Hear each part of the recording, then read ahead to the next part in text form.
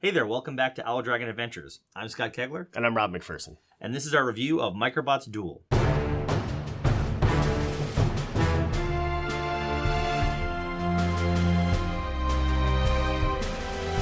So this is Microbots Duel, a game designed by Simon Beal, published by Prometheus Game Labs. Yep. So this is a game that you received for us as a review copy. Right. So it is a Mint 10 style game. So you can see it's kind of a small table presence right now. And this is actually the game Microbots Duel and the expansion game in a separate 10, Microbots Power Up, which just opens up some of the options we'll talk about. So in this game, it is thematically you are in theater of the mind kind of battle between these tiny little robots or it kind of reminds me of like BattleBots. But they seem to be very like powerful. Like the things you're like shooting out rockets and stuff like that. But it's a little bit theater of the mind as far as the combat of it goes as you're playing it out. It's there are tactics, but it's more of that like there are things that it feels old school RPG, and like there's a range tracker here, so like you don't actually have a tactical map where you're actually far apart, but you do get a sense of you're actually far away from the target or something. Exactly. So you want to talk about the mechanics a little bit? Yeah, so it is it's an action not an action planning, really, an action placement game where you're going to choose one of the cards from your hand. You've got some basic actions and you've got some bot-specific actions. You're going to decide a card. Both of you decide a card at the same time and then flip it over. You've got initiative, and the lower initiative goes, so very Gloomhaven-esque in terms of that. And then there are either attack cards or defense cards, or in the expansion, there's versatile cards, which can go either way. And you just got the abilities on them, and then you go through and then you make an attack. One of the cool things about it is you're making the attacks or the defense against the attacks.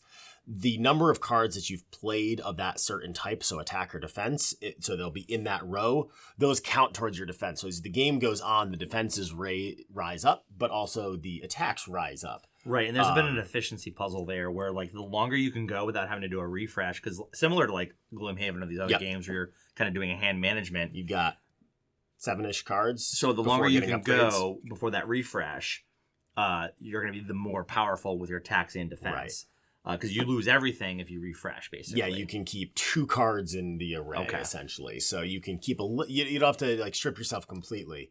But as Scott was mentioning, like it's very theater of the mind in terms of it. There's no miniatures. There's no tokens representing the actual bots. There's a simple range tracker here, which tells you how far apart you are. There's a simple armor tracker, energy tracker, and then it does come with this damage and defense tracker because as you get later on, sometimes the defense values and attack values can just start creeping up incrementally. Right. So it's got this great tracker so that if you don't want to just do the math in your head, you can just be like, no, I have +1, +1, +1, whatever. And then just a nice visual. But it even says in the rules, like, this is literally just here so that it makes your life easier, which I like. I like having accessibility tools like that. And the other resource management or kind of like planning phase of this as well, when attacks happen, there's these power values or modifiers you get to add secretly to your cards. So you have your cards ready to go. We establish when attacks are happening. And then we also get to add a number between 0 and 5 that will modify that attack. So there's also a bit of a, do I think you're going to play your 3 or your 4? Do I want to go above it? Or am I okay taking the hit and saving that for a later turn? Yeah, so in the base game, there are 4 different bots you can play with. Each of them does have a boost ability. So if you play the 1 power token, you unlock their boost, which just gives you an extra little asymmetric power that you can do with them. Like right here on Sparky, when he's boosted, you can energize your energize ability. You can do it twice per turn instead of once. So just little simple things like that. In the expansion, as I said, it adds kind of the versatile cards. It changes the power-up tokens a bit. There's some power-ups that just do different abilities as well. There's actually like a higher value boost. So it's usually a 1 boost. This is a 4 boost. Just add some versatility to that. Yeah, and then there's another track which you can unlock through movement. So it's incentivizing moving, so it unlocks cubes, which you can then, again, power up your bot a little bit more. I don't want to speak too much about power up right now, and that the only reason is because that is still undergoing heavy balancing. So we've experienced it, but we've definitely experienced a playtest version of it. I think that it's moving in the right direction. But it's a work in progress still. Yeah, absolutely. I mean, but the gameplay was fun. I enjoyed it a lot. Like it feels complete in that way. I enjoyed this as like, for me, I see this as a game that, which I love and collect a lot of these, is that type of game you play at a convention. Yeah. You play while traveling to and from a convention, because I could see you playing this on the train. And, oh, absolutely. I was just going to say the same thing. So when we go to PAX U, we always take the train because it gives us 4 extra hours to play games. Yeah. We're not addicted. You're addicted. And this just sets up really easily on one of those tray tables, and we can just sit and play it. And the hand management, you could even, if you had to, we each keep our own bot thing, on our own separate tray. Exactly. Yeah. And then, like, because these are just counters, we can get like little dial counters if we wanted to, so that the acrylic cubes aren't sliding everywhere. So there's options that we can take, but this is a super portable game. But if you're in a convention where you have to wait in line, like this, I know you see people always sitting in those lines. I think you can play that there as well. It's a really good travel game for that reason. Not to say that we didn't have fun playing it in the game room, but I think this is like a game where I'm like, I would be backing this game to play it at conventions. Yeah, this is probably going to live in my work backpack. Right. That when I go up to my office once a month or so, I always have a bunch of games that I bring up to the office with me, and this is definitely going to be one that goes in there.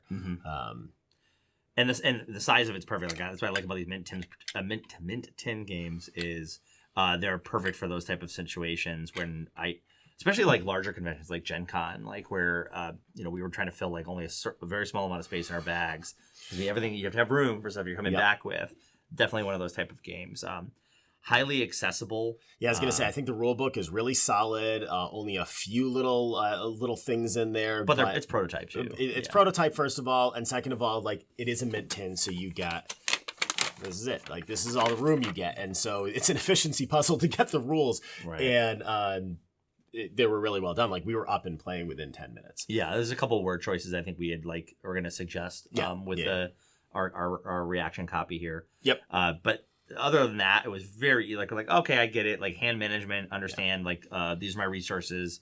I understand I want to attack, how to defend. I'm good to go. Design.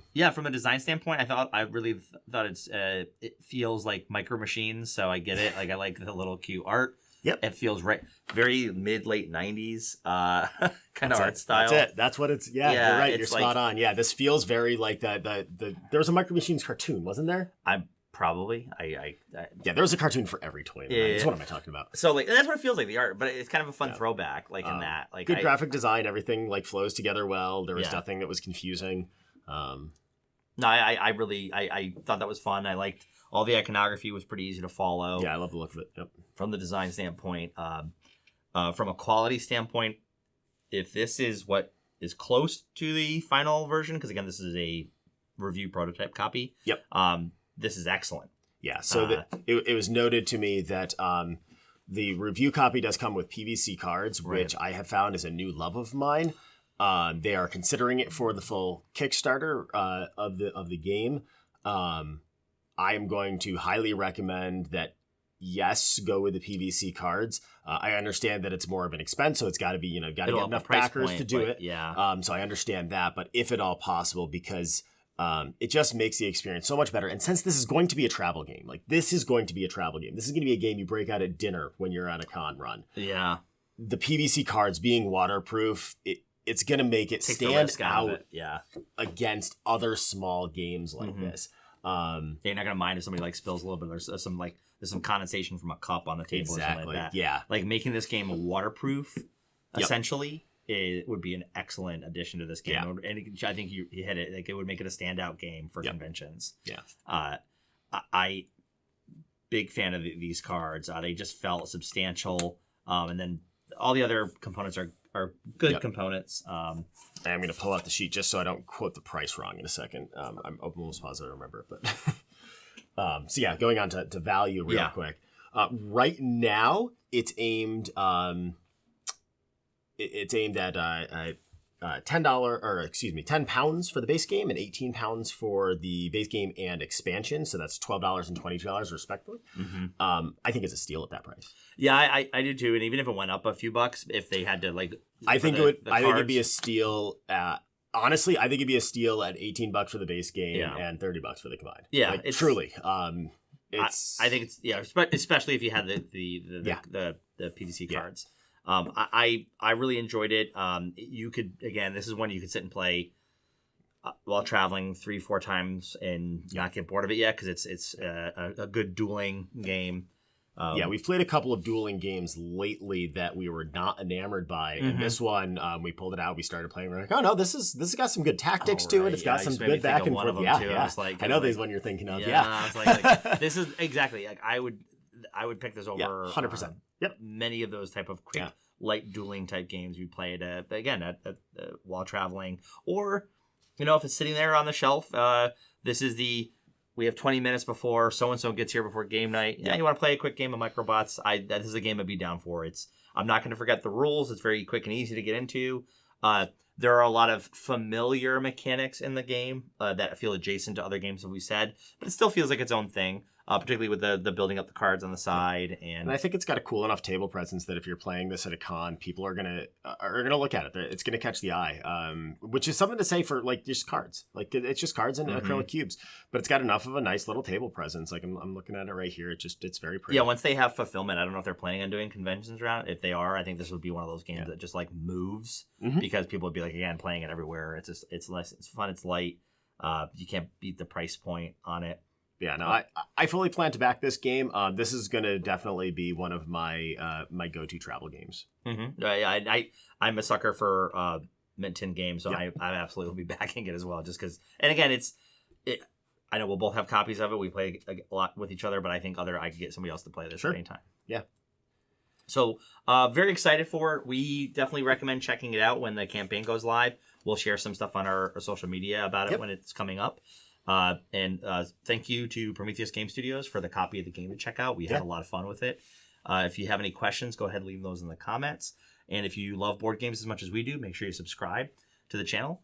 And with that, we wish you good luck with all of your future board game adventures. And thank you for joining us on ours.